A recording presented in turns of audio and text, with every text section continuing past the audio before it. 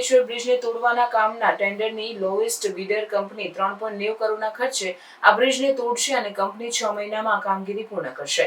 તાજેતરમાં પડી રહેલ સતત વરસાદ બાદ અમદાવાદના 7 ઝોનના વિવિધ વિસ્તારમાં ખાડા પૂરવા અને પેચવર્કના કામ ખૂબ ઝડપથી ચાલી રહ્યા હોવાનું સ્ટેન્ડિંગ કમિટીના ચેરમેન દેવાંગભાઈ દાણીએ જણાવ્યું હતું। પૂર્વ વિસ્તારની અંદર હાટકેશ્વર બ્રિજ એક મોટી સમસ્યા હતી, ક્યારે એ તોડાય અને ત્યાંના રહીશોને તેમાંથી મુક્તિ મળે। ભૂતકાળની અંદર ટેન્ડર બહાર પાડવામાં આવ્યા ત્યારે એજન્સી ક્વોલિફાઈ થઈ નથી, શોર્ટ ટેન્ડર પાડવામાં ફરીથી આવ્યા, પરિણામે આ પ્રશ્નોનો ઝડપથી નિકાલ થાય। હાટકેશ્વર એ જર્જરિત બ્રિજ, પરિણામે 5 એજન્સીએ એના ટેન્ડર સબમિટ કર્યા હતા, તેમાંથી 3 એજન્સી ક્વોલિફાઈ થઈ અને ફાઇનલી L1 આવેલી જે એજન્સી છે કે ગણેશ કન્સ્ટ્રક્શન કંપનીને આજે 3 કરોડ 90 લાખના ખર્ચે એને બિડ ભર્યું હતું અને L1 આવવાને કારણે આ જે બ્રિજ છે, જે તોડવાની જે સમસ્યા હતી, ત્યાંની ટ્રાફિકની સમસ્યા હતી, એની અંદરથી ત્યાંના લોકોને મુક્તિ મળશે।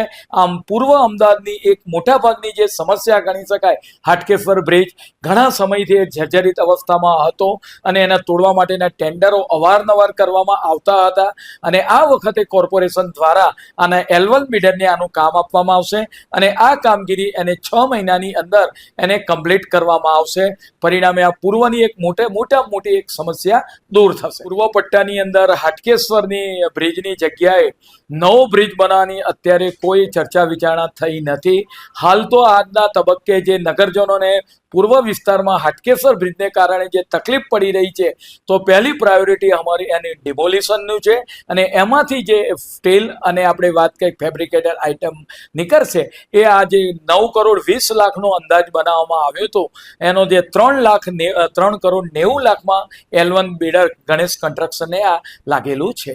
હાલમાં નવા બ્રિજ બનાવવાની કોઈ જ વિચારણા નથી, પરંતુ આની જે પણ રકમ હશે એ ટેકનિકલી અને આપણે વાત કરી કે કાયદાકીય રીતે હાટકેશ્વર બ્રિજ બનાવનાર કોન્ટ્રાક્ટર પાસેથી વસૂલ કરવામાં આવશે। મહાનગરપાલિકાને પોતાનો વાત કરીએ કે હોટમિક્સ પ્લાન્ટ આવેલો છે, પરિણામે વરસાદની પરિસ્થિતિ બાદ યુદ્ધના ધોરણે મોટાભાગના જે આપણે વાત કરીએ હોલ્સ હોય અને જ્યાં પેચવર્કની જરૂરિયાત હોય એ કામગીરી હાલ ચાલી રહી છે। ગઈકાલ બપોરથી 1100 ટન જેટલો માલ મહાનગરના 7 ઝોનની અંદર એ પેચવર્કમાં અને ખાડા પૂરવામાં વાપરવામાં આવે છે અને મહાનગર ફરીથી ધબકતું થઈ રહ્યું છે।